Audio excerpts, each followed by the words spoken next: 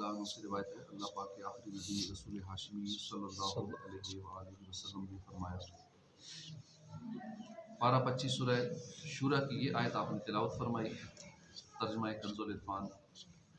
جو آخرت کی کھیتی چاہتا ہے تو ہم اس کے لیے اس کی کھیتی میں اضافہ کر دیتے ہیں، اور جو دنیا کی کھیتی چاہتا ہے تو ہم اسے اس میں سے کچھ دیتے ہیں، اور آخرت میں اس کا کچھ حصہ نہیں۔ پھر فرمایا، اللہ پاک فرماتا ہے، اے ابن آدم، دنیاوی فکریں چھوڑ کر عبادت کے لیے فارغ ہو جاؤ، تمہارے سینے کو مالداری سے بھر دیا جائے گا۔ اور اگر تم ایسا نہیں کرو گے، مثلا دنیاوی فکروں میں لگے رہو گے، صرف دنیاوی مستقبل ہی کا سوچتے رہو گے، تو تمہارے دل کو مصروفیات یعنی دنیاوی مشغولیات سے بھر دیا جائے گا۔ حضرت عبداللہ بن مسعود رضی اللہ عنہ سے روایت ہے، حضور اکرم نور مجسم صلی اللہ علیہ وآلہ وسلم نے فرمایا، جس نے اپنی تمام فکروں کو صرف ایک فکر یعنی فکر آخرت بنا دیا، اللہ پاک اسے اس کی دنیا کی فکر کے لیے کافی ہے، اور جس کی فکریں دنیا کے احوال میں مشغول رہیں،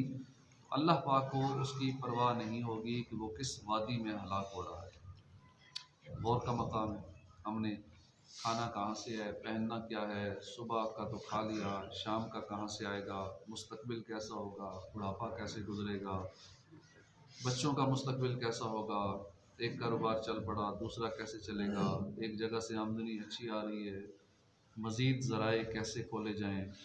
کار گاڑی بنگلہ کیسے ملے گا، وغیرہ وغیرہ۔ ہزار قسم کی فکریں ہم نے دل میں پال رکھی ہیں،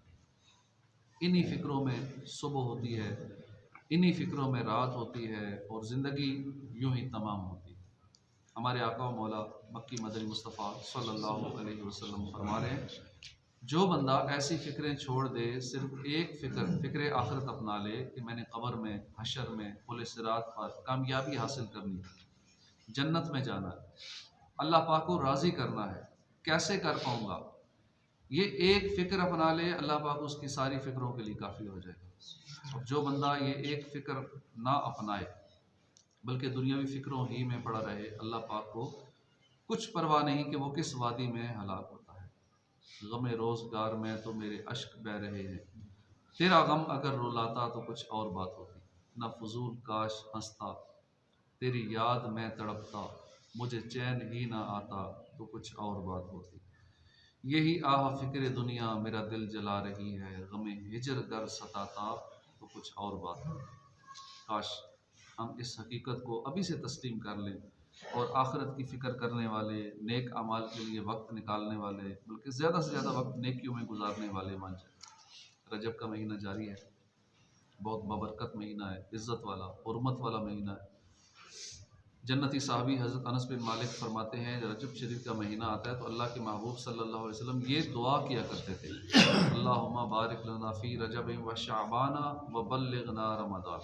کہ اللہ پاک تو ہمارے لیے رجب اور شعبان میں برکتیں عطا فرما اور ہمیں رمضان تک پہنچا دے۔ اس حدیث پاک کی شرح میں مفتی صاحب لکھتے ہیں کہ اس دعائے مصطفیٰ کا مطلب یہ ہے کہ اللہ پاک رجب میں ہماری عبادتوں میں برکت دے، اور شعبان میں خشوع اور خضوع عطا کر، اور رمضان کو پانا، اس میں روزے رکھنا، راتوں کو عبادت کرنا نصیب فرما۔ صوفیاء کرام فرماتے ہیں، رجب بیج بونے کا مہینہ ہے، شعبان پانی دینے کا مہینہ ہے، رمضان فصل کاٹنے کا مہینہ ہے۔ رجب میں نوافل میں خوب کوشش کرو، شعبان میں اپنے گناہوں پر آنسو بہو، رمضان میں اللہ کو راضی کر کے اس کھیت کو خیریت سے کاٹو۔ اللہ پاک ہمیں ماہ رجب شریف کا احترام کرنے، اس ماہ مبارک میں کثرت کے ساتھ نیکیاں کرنے اور قبر و آخرت کی فکر کرنے کی توفیق نصیب فرمائے۔ یاد رکھیے، عبادات میں سب سے پہلا اور اہم درجہ فرائض کا ہے۔ نیکیاں کرنے اور عبادت گزار بننے کے لیے ضروری ہے کہ ہم فرائض پورے کریں، مثلا 5 نمازیں با جماعت مسجد میں ادا کرنے کی عادت بنا لیں، زکوٰۃ فرض ہے تو زکوٰۃ ادا کریں، روزوں کی قضا رہتی ہو تو وہ جلدی پورا کریں،